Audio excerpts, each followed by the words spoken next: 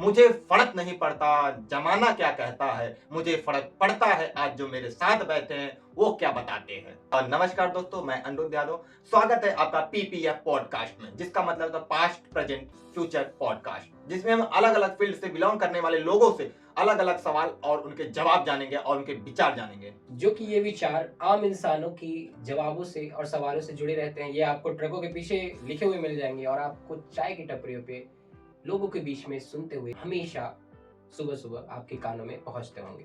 तो नमस्कार, मैं हूँ ऋतिक शुक्ला और मैं यहाँ आया हूँ पीपीएफ पॉडकास्ट में अनिरुद्ध यादव जी के साथ। तो चलते हैं हम अपने सवालों पे और इनसे हम अपने सवालों के जवाब पूछते हैं। तो मेरा सवाल आज की ये है कि इंडिया के बारे में आप ये हमें बताइए कि इंडिया जिस हिसाब से लोग कह रहे हैं कि इंडिया ग्रो कर रहा है आज, तो आप हमें ये बताइए क्या इंडिया सच में ग्रो कर रहा है? लोग कंपेयर करते हैं यूएसए से, चाइना से, जापान से। तो आप हमें ये बताइए क्या सच में इंडिया जापान, चाइना और यूएसए से आगे जा रहा है या फिर पीछे आ रहा है? तो देखिए, ये एक बहुत ही ज़्यादा इंटरेस्टिंग क्वेश्चन है और आज के पर्सपेक्टिव से अगर देखा जाए तो इंडिया क्या सच में एक ग्रोइंग कंट्री है? तो ये एक बहुत ही ज़्यादा सोचने वाली बात है। तो अगर हम वेरियस फैक्टर को इंक्लूड करें जैसे कि जीडीपी, पॉपुलेशन और ट्रिपल पी और जो है पर कैपिटा इनकम, तो अगर उस नज़रिए से देखा जाए तो इंडिया एक ग्रोइंग कंट्री नहीं है। कई सारे फैक्टर में अगर इंडिया आगे जा रहा है तो कई सारे फैक्टर हैं जहाँ पे इंडिया को ग्रो करना ज़रूरी है। अगर हम देखें तो इंडिया कंपैरिजन के तौर पे हम कह सकते हैं पाकिस्तान से बेटर है, पर अगर हम कंपेयर करते हैं चाइना से तो ये बहुत ही ज़्यादा गलत होगा, क्योंकि इंडिया आज भी चाइना से 15 टाइम्स पीछे चलता है। तो आप हमें ये बताइए किस हिसाब से आप, किस विचार से आप ये कह सकते हैं कि इंडिया चाइना से 15 टाइम्स या फिर अदर देश से पीछे है? तो देखिए, अगर हम ध्यान दें तो चाइना जो है वो उसका आप जीडीपी देखें तो वो फिर भी इंडिया से 5 टाइम्स ग्रेटर देन है। इंडिया की पॉपुलेशन चाइना से ज़्यादा होगी, जो कि हाँ एक उपलब्धि है पॉपुलेशन के मामले में। बट ये बताइए इंडिया का जो जीडीपी है इस टाइम ग्रो तो कर रहा है। तो देखिए, जीडीपी तो ग्रो कर रहा है, पर आपको ये समझना चाहिए कि जीडीपी जो है वो कई सारे फैक्टर पे डिपेंड करता है। जैसे कि जीडीपी जो है हमारी पॉपुलेशन पे भी डिपेंड करता है। हमें पता है कि इंडिया का पॉपुलेशन वैसे ही बहुत ज़्यादा है। और मैंने फिर भी बोला कि वेरियस फैक्टर जो है कि कई सारे फैक्टर हैं जिसमें इंडिया ग्रो नहीं कर रहा है। अगर आप देखेंगे, अनएम्प्लॉयमेंट वो बढ़ रहा है, और जो पर कैपिटा इनकम है, किसी भी इनकम की मतलब किसी भी इंसान की जो पर कैपिटा इनकम है वो ज़्यादा ग्रोथ नहीं कर रही है। इन्फ्लेशन जो है वो बढ़ रहा है, और इंडिया का जो पूरा जो मैक्सिमम मनी है वो 1% आदमियों के पास ही सेंट्रलाइज हो गई है, वहीं पे वो इकट्ठा होके रह गई है। और इंफ्रास्ट्रक्चर में हम आज भी चाइना से बहुत ज़्यादा पीछे हैं। कई सारे अगर सेक्टर हैं जहाँ की हमें जो कच्चे माल की ज़रूरत पड़ती है या फिर कई सारी चीज़ों की ज़रूरत पड़ती है, वो हम चाइना से मतलब हम इम्पोर्ट करते हैं। तो ये भी बहुत एक बड़ा फैक्टर है। अगर हम इंडस्ट्रियल पार्क देखें, वो भी चाइना के बहुत आगे हैं। इंडस्ट्रियल पार्क में भी इंडिया बहुत पीछे है। आप ओलंपिक देख सकते हैं, स्पोर्ट्स में भी चाइना बहुत आगे है, इंडिया बहुत पीछे है। तो ऐसे कई सारे फैक्टर हैं जिसमें इंडिया पीछे है। तो आप हमें बताइए ऐसे कौन कौन से फैक्ट हैं जो इंडिया पीछे चल रहा है अदर देशों से, चाइना से, यूएसए से पीछे चल रहा है? ऐसी क्या चीजें हैं, ऐसे कौन से लोग हैं जो कि इंडिया को अंदर अंदर से ही खोखले कर रहे हैं? आप कह रहे हैं कि ग्रो नहीं कर रहा, किस हिसाब से? तो देखिए, ऐसे इंडिया की जो ग्रोइंग की रुकावट है उसमें मेन जो है वो 5 रीज़न है। जो 5 रीज़न जो मैं आपसे डिस्कस करना चाहूँगा, उसमें अगर आप जानते होंगे, सबसे बड़ा जो रीज़न है वो है पॉलिटिक्स, सेकंड है हाँ। पॉपुलेशन, थर्ड है इंडियन जुडिशरी, फोर्थ है एजुकेशन एंड फिफ्थ है करप्शन। करप्शन तो लगभग हर एक डिपार्टमेंट में आजकल तो नॉर्मल है। तो इसीलिए तो मैंने उसको फिफ्थ पे रखा, क्योंकि ये जो करप्शन है ये सब इन चारों में आपको हर चीज में कॉमन आपको दिख जाएगा। तो आपने पॉलिटिक्स और पॉलिटिशियन के बारे में पहला रखा, ठीक है, पहला पॉइंट आपने पॉलिटिक्स और पॉलिटिशियन रखा। तो मैं पहले पॉइंट को लेके चलता हूँ। तो आप हमें ये बताएं कि किस हिसाब से पॉलिटिशियन भारत को या फिर इंडिया को अंदर से ही खोखला कर रहे हैं? आप किस हिसाब से कह सकते हैं, कैसे उनके ऊपर डायरेक्ट आप कह सकते हैं कि पॉलिटिशियन मेन कारण है उनका जो कि भारत को अंदर से खोखला कर रहे हैं, कैसे? तो देखिए, यहाँ पे जो है मैक्सिमम लोग जो हैं सब जानते हैं कि इंडिया एक जो है डेमोक्रेटिक कंट्री है, और यहाँ पे हमें हमारे पास पावर है कि हम किसी भी मेंबर को हम चुन सकते हैं, किसी भी पार्टी की मेंबर को इलेक्ट कर सकते हैं as a prime minister, as a CM. तो अगर हम देखें आफ्टर इंडिपेंडेंस 1947 से, तो इंडिया जो है वो मेजॉरिटी अगर हम मेजॉरिटी तरीके से देखें तो सिर्फ वन रूलिंग पार्टी हाँ कंट्री कह सकते हैं कि लगभग जो ये 2013 जी लगभग 60 साल से एक ही पार्टी जो है वो रूल करती आ रही है। और अगर कांग्रेस कोई भी जी ना। कोई भी ऐसी अगर पार्टी जो रूल करते आएगी मैक्सिमम टाइम, तो उनको लगेगा कि उनके पास सारे पावर आ चुके हैं। और हमें ये भी पता है कि पार्लियामेंट में कई सारे रूल पास करके जुडिशरी को चेंज किया जा सकता है, जो कि हमेशा से हर पार्टी ने अपने फायदे के हिसाब से चेंज करते तो अभी चली आ तक तो रही है। बीजेपी ने किया नहीं है भी शायद। नहीं, ऐसा नहीं है, बीजेपी ने भी किया है, ये एक मिथ है कि बीजेपी ने चेंज नहीं किया है। कई सारी चीजें हैं जो बीजेपी ने चेंज करी हैं जो अच्छी भी हैं, पर अगर और भी कई सारी चीजें देखी जाए तो खराब भी हैं। अब अच्छी चीजें और खराब चीजें ये तो आगे कई सारे अभी हमारे मतलब पॉडकास्ट आएंगे। ऐसा तो है नहीं कि आप मुझे पहले पॉडकास्ट से निकाल दें। नहीं नहीं तो नहीं, अभी आपको तो हम हाँ, आगे तो बुलाते रहेंगे, काफी जी चीजें हैं। तो आप इसका तो एक एक चैप्टर में तो खत्म नहीं होगा, एक जी वीडियो में जी तो खत्म नहीं होगा। आपने जी 5 चीजें बोली हैं, जी तो हर एक चीजें की अलग अलग वीडियो बनेंगी, तो आपको तो 5 बार तो आने पड़ेगा, जी 5 वीडियो तो आपको बनना ही पड़ेगा ना। यस यस हाँ, तो बाकी आगे का भी देखेंगे। हमने बोला है ना कि अलग अलग फील्ड से लोग अलग अलग बुलाया जाएगा, उनसे अलग अलग सवालों के जवाब लिया जाएगा। जी। तो आपका जो फील्ड है, ठीक है ना, आपको जितना नॉलेज है मैं आपसे उतना जानूंगा, आपके विचार जानूंगा, और फिर मैं जनता से भी पूछूंगा उनका क्या विचार है क्या नहीं। तो हाँ, आप कंटिन्यू करिए। तो अब अगर देखा जाए तो इंडिया जो है वो मैक्सिमम जो है वो वन रूलिंग पार्टी बन के रह गई है। अगर आप देखें तो स्टेट में अगर 28 स्टेट जो इंडिया के हैं उसमें देखें तो मैक्सिमम जो है वहाँ पे लोकल पार्टी ही गवर्नमेंट बनाती चली जा रही है। एज अ कास्ट बेसिस और रिलीजन बेसिस पे ही हमेशा पार्टियां बनती हैं, सरकारें बनती हैं, सीएम बनते हैं। और वो ये जान चुके हैं कि हमें कैसे अपनी पार्टी बनानी है और उन्हें कैसे तरह रूल करना है। अगर आप देखेंगे तो कई सारी पार्टीज ऐसे हैं जिनके मिनिस्टर, एमपी, एमएलए जब 5 साल पहले वो चुनाव लड़ते हैं तो उनकी इनकम और उनकी कई सारी प्रॉपर्टी जो है बहुत ज्यादा कम रहती है। पर आफ्टर 5 इयर्स जब वो मिनिस्टर का पद ले लेते हैं या मिनिस्टर के पद के बाद, एमपी बनने के बाद, एमएलए बनने के बाद, आपने देखा होगा उनके पास न जाने कितनी ज्यादा प्रॉपर्टी आ जाती है। कई सारे एमएलए एमपीज ऐसे हैं जिनकी तो प्रॉपर्टी बहुत ज्यादा ग्रोथ कर जाती है, इन सब का मेन कारण है करप्शन। जो कि ऑब्वियसली सबको पता है करप्शन जो है वो लास्ट main टॉपिक reason पे लास्ट में हाँ। हम बात करेंगे उस टॉपिक पे। जी तो आपने मिनिस्टर का नाम लिया, ठीक है, तो मैं पहले एमएलए से शुरुआत करता हूँ, ठीक है। तो जैसे आपको पता है कि एमएलए की सैलरी आजकल भी एक लाखों में होती है, करीब 2-3 लाख होती है, अलग अलग स्टेट में अलग अलग होता है, कहीं 3 लाख कहीं 4 लाख, तो ऐसे अलग अलग होती है। उनको कई सारी सर्विसेज भी मिलती हैं, जैसे आप प्लेन में फ्री यात्रा कर सकते हैं, उनको कुछ लिमिट रहता है, और उनको आवास मिल जाता है, ठीक है। उनको मतलब है कि ट्रेन में भी अनलिमिटेड, आई थिंक अनलिमिटेड है, अनलिमिटेड भी आप यात्रा कर सकते हैं। तो आप मुझे ये बताइए, जो उनके पास इतनी सर्विसेज हैं और जो इनकी इतनी सैलरी है, तो वो डिजर्व करते हैं कि नहीं करते हैं? तो देखिए ये आज के टाइम पे बहुत ही ज़्यादा एक ऑब्वियसली सबको ये जानना चाहिए। यहाँ के जो यूथ है, यहाँ की जो पॉपुलेशन है जो इंडिया की, चाहे वो यूथ हो चाहे वो बड़े लोग हों, उनको इन चीज़ों पे फोकस करना चाहिए कि क्या सच में वो जिस पार्टी को जिता रहे हैं, चाहे वो उनको रुपए दे के वोट दे रहे हो, चाहे वो किसी भी बेसिस पे, चाहे वो कास्ट बेसिस पे या रिलीजन बेसिस पे वोट कर रहे हैं, तो उन्हें ये सोचना चाहिए कि वो क्या कंट्री के फायदे के लिए है या नहीं है। अगर आप देखें तो एक इंजीनियर, एक डॉक्टर, एक सिविल सर्वेंट जो है इतने ज़्यादा मेहनत करने के बाद जब उस लेवल पे पहुंचते हैं तो उनकी जो इन हैंड सैलरी होती है वो आप देखते होंगे, आपको भी पता होगा कि वो ज़्यादा से ज़्यादा 60 एंड 70,000 से ज़्यादा नहीं होता। आप 1 लाख मान लीजिए। जी, जो कि इतना पढ़े लिखे होने के बाद उनको ये मिलता है। और वहीं आप दूसरी तरफ एमएलए पे गौर करेंगे तो कई सारे एमएलए ऐसे हैं जो कि पढ़े लिखे नहीं होते, अनपढ़ होते हैं, जिन्हें कुछ नहीं आता है। कोई कोई उसमें अंगूठा छाप होता है। कई होते हैं जो कि आप देखेंगे दबंग, गुंडागर्दी करने वाले लोग भी एमएलए बन जाते हैं। अगर आप देखें तो जैसे कि अभी आपने कहा, कई सारे स्टेट ऐसे हैं जो कि 1 लाख एमएलए को देते हैं, 3 लाख देते हैं। तो वैसे ही अगर आप देखें तो यूपी का अगर आप देखें तो 2,47,000 के अराउंड जो है एमएलए को मिलता है।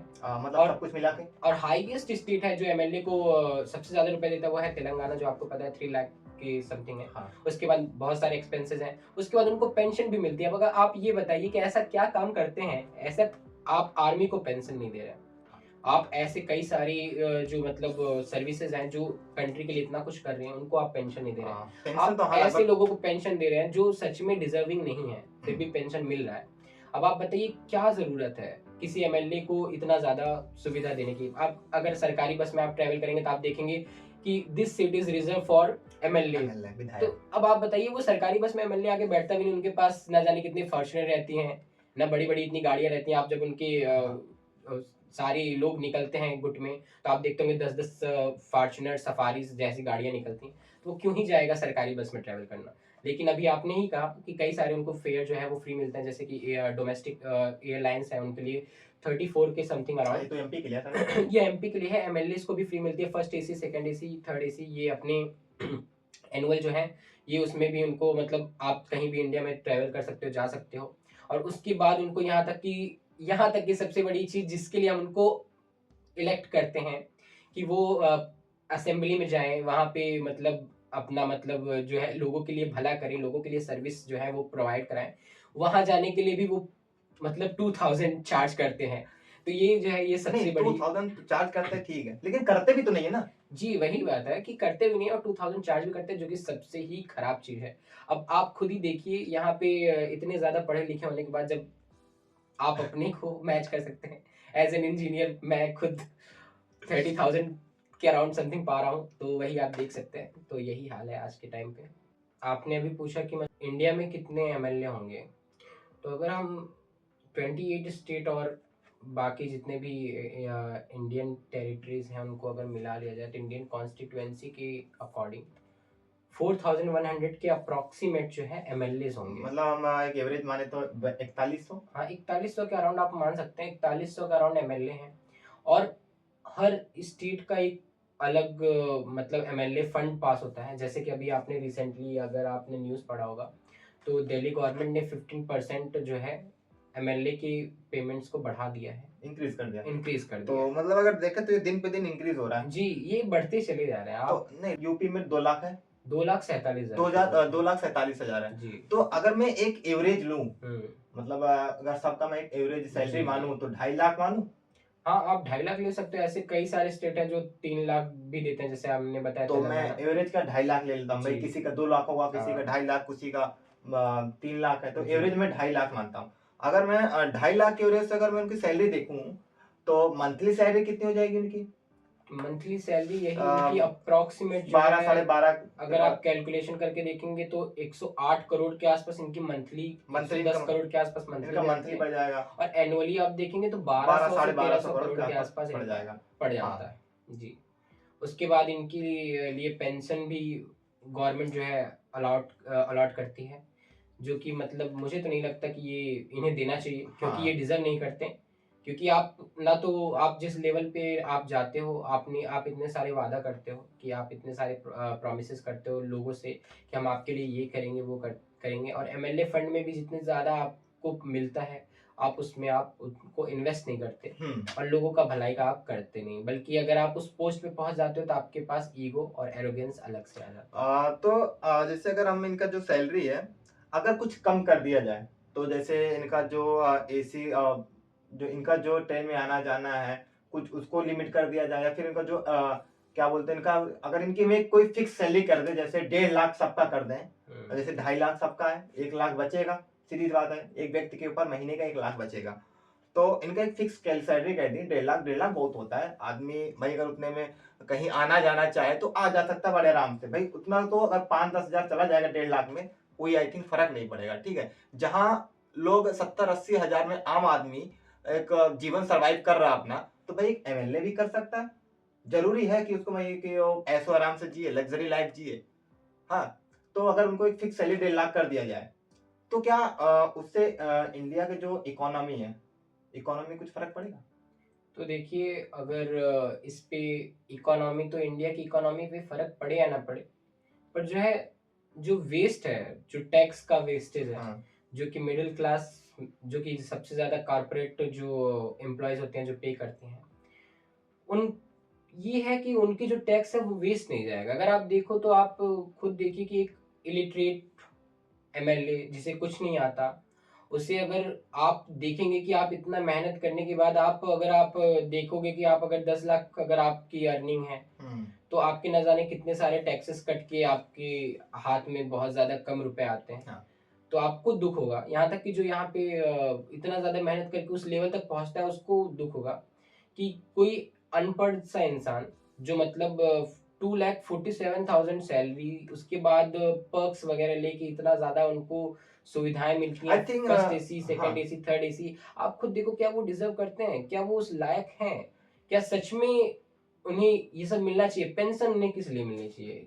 मुझे तो नहीं लगता कि वो डिजर्व करते हैं। आई थिंक कुछ उसमें एमएलए मिनिस्टर मतलब सीएम भी आज तक मान लेते हैं, कुछ ऐसे लोग हैं मिनिस्टर हैं जिनको तो सही से हिंदी भी बोलनी नहीं आती, जो जी, अपनी मातृभाषा है। जो हिंदी भी नहीं बोलनी आती, और इंग्लिश तो आप छोड़ ही दीजिए कि इंग्लिश भी इंग्लिश उन्हें तो नहीं आप आती। उम्मीद कर ही नहीं सकते हैं। जी आजकल तो पीएम भी तो अपना एक ट्रांसलेटर लेकर घूमते हैं साथ जी में। तो मैं यही मानता हूँ कि जो यहाँ की इंडियन पॉलिटिक्स है, उसमें ये जो इतना ज़्यादा रुपए जो भरा हुआ है, जिसकी वजह से आप देखते होंगे कि एक पार्टी के टिकट के लिए कितनी ज़्यादा लड़ाइयाँ होती हैं। हाँ, पैसे दिए सब जाते हैं। पैसे दिए जाते बात तो हैं, सही है। सीट खरीदी जाती हैं, 7-7 करोड़ के लिए एक पार्टी का टिकट लिया जाता है एक हाँ, सीट के लिए।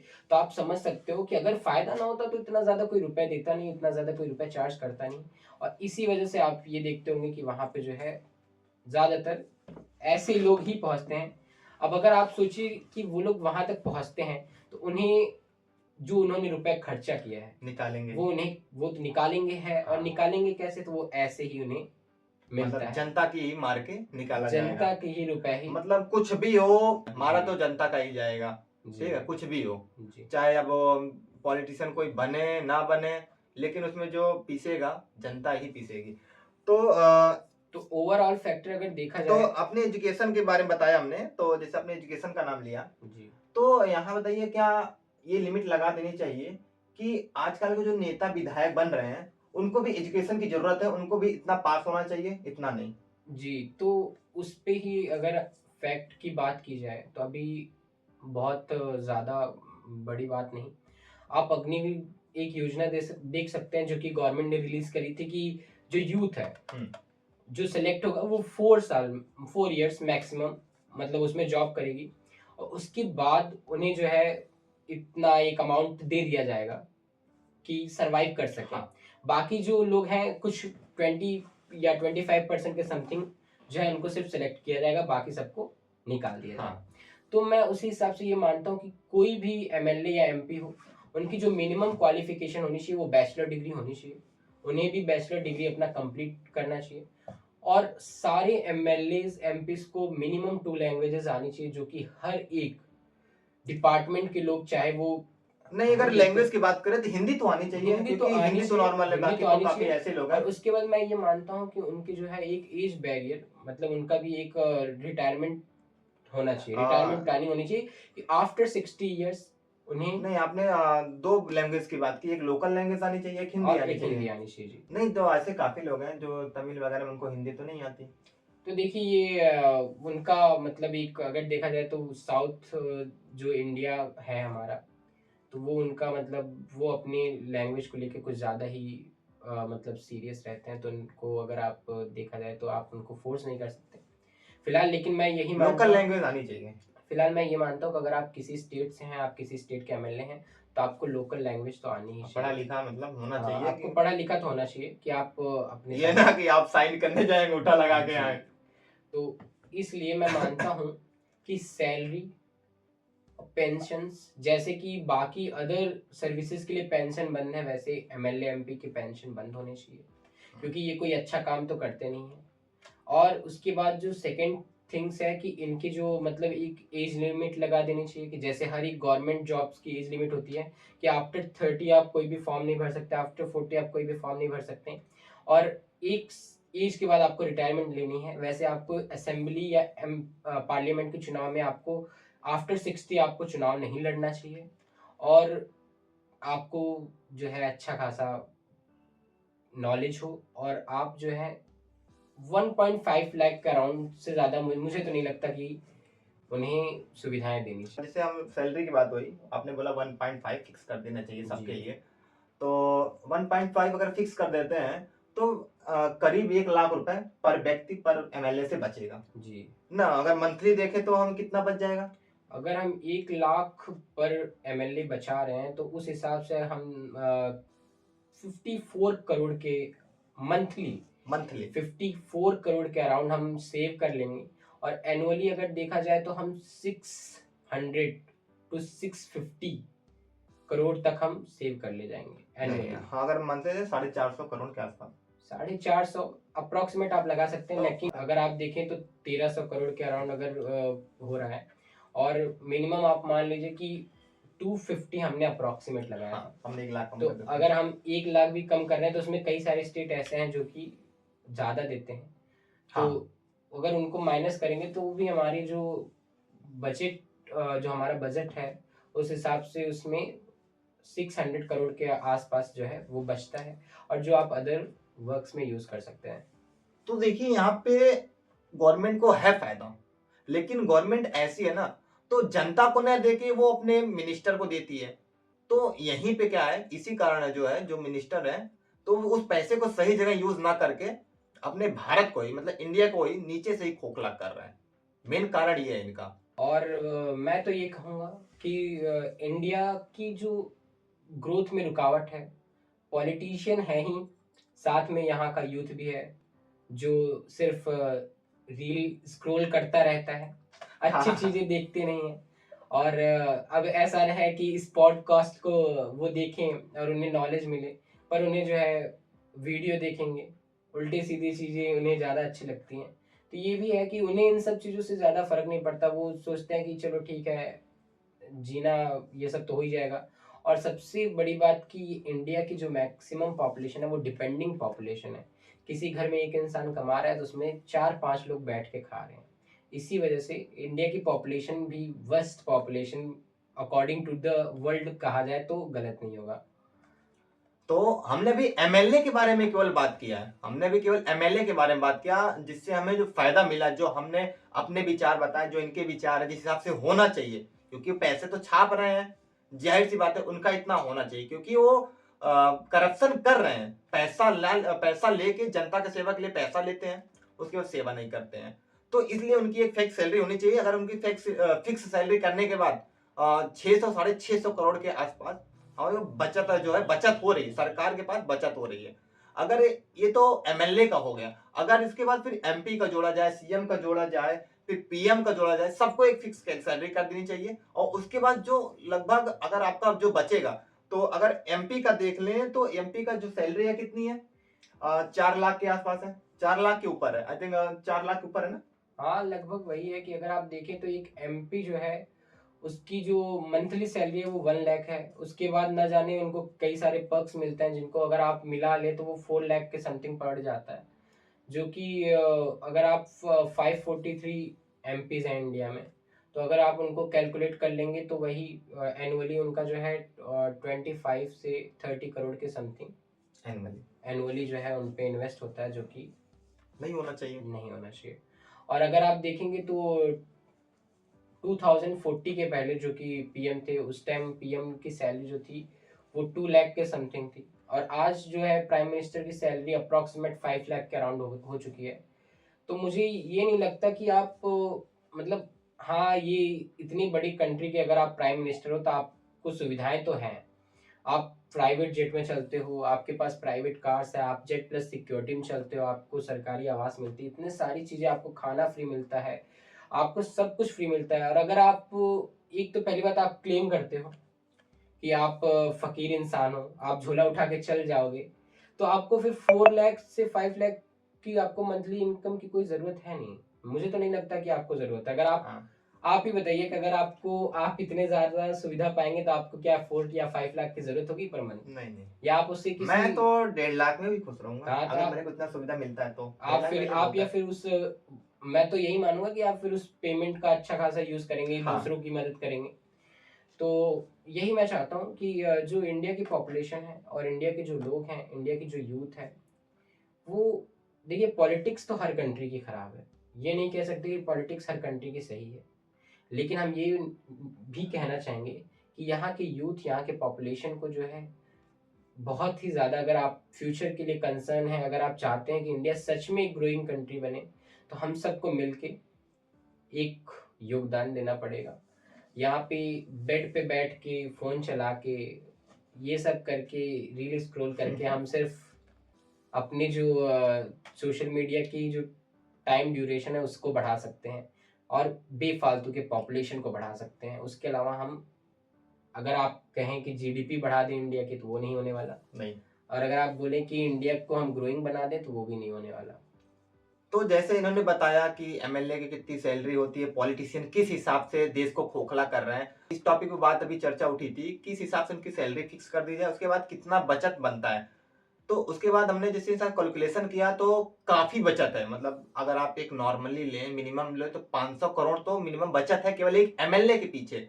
तो ऐसे सोचो, एमएलए एमपी सबको मिला लिया जाए तो कितना बचत हो जाएगा, सरकार को कितना बचत मिलेगा। तो 500 करोड़ 600 करोड़ कम नहीं होता। ठीक है। तो अब अगला सवाल मेरा ये है, तो जैसे आपने 500-600 करोड़ तो आपने बचाया, ठीक है। जी। तो सरकार तो करने वाली है नहीं, हमारा आपका विचार जान के। हम्म। ठीक है, सरकार तो करेगी नहीं। नहीं नहीं नहीं करेगी। नहीं करेगी, ठीक है। नहीं करेगी। सरकार तो अपने मन का ही करेगी। ठीक है। तो जैसे आपने बताया, तो आपने सोचा, हमारी आपकी सोच आई थिंक सेम थी। तो अगर ये जो इतने रुपए बचे हैं, इनको कहाँ इन्वेस्ट किया जाए कि जो कि भारत के लिए ठीक हो। तो ये जो सवाल है, मैं आपसे अगले पॉडकास्ट में पूछूंगा। तो क्योंकि वीडियो बहुत ज्यादा लंबी हो जाएगी, तो इसलिए इस वीडियो को यहीं समाप्त करते हैं। अगला और- जो पॉडकास्ट आएगा तो इसी टॉपिक पे रहेगा कि उस पैसे को कहाँ लगाया जाए, किस हिसाब से उस पैसे को इन्वेस्ट किया जाए जो कि भारत को एक अच्छा ग्रो दे। ठीक है। और मुझे भी मौका मिलेगा आपसे फिर मिलने का, नहीं तो ये मुझे अगली पॉडकास्ट में भगा न दे, इसलिए मैं यहाँ पे चलता हूँ। तो मिलते हैं आपको नए सवालों और नए जवाबों के साथ नए पॉडकास्ट में। तो आज का बस पॉडकास्ट बस इतना ही। तो मिलेंगे अब नए वीडियो में, तब तक के लिए धन्यवाद।